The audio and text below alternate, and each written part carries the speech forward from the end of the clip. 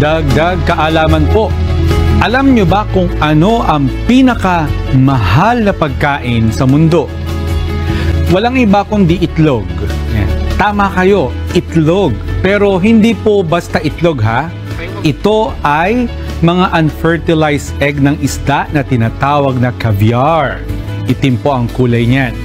At isa sa pinakamahal na caviar ay ang beluga caviar na nagkakahalaga ng 20,000 pounds kada kilo o 1.3 million pesos. Ang caviar ay kinakain bilang garnish o di kaya spread.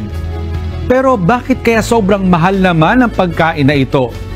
Mahal talaga yan. Kasi dito pa lang yan sa amin nang mayroong katulad na itlog na yan. Sobrang mahal talaga yan. Kahit saan ka pang bansa pumunta talaga, dito lang yan sa amin nang mayroon yan na katulad na itlog. Sobrang sarap talaga niyan. Alam ba ninyo na 10 taon ang inaabot upang mapalaki at bago makuha ang itlog sa mga sturgeon, kung kaya very expensive po ang caviar. Ang 1 kilo po niya nagkakahalaga ng $160 o less than 10,000 pesos kumpara sa 1.3 million pesos ng 1 kilo ng black na caviar. Ang lasa daw ng caviar, sobrang sarap talaga ng itlog na to.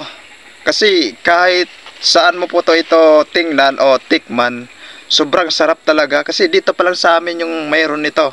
Kaya itong itlog na to, kakaiba to. Kasi medyo nga hilaw ng konti.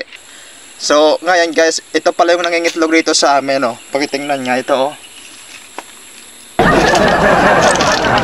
Diba? Bakit milyon-milyon ang halaga ng itlog na to? Kasi kaiba talaga yung klaseng itlog dito.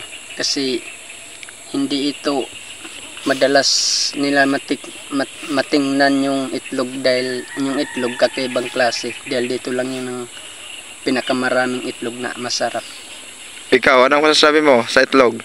Kaya milyon ang nakikita ng itlog namin yan, ang binta. Kasi nahihikayat yung mga tao na bumili. Kasi sobrang sarap talaga at kakaiba talagang itlog na yan. Yun lang masasabi namin. Kaya sobrang mahal talaga yung kilo. Naabot po ng 6,000 milyon.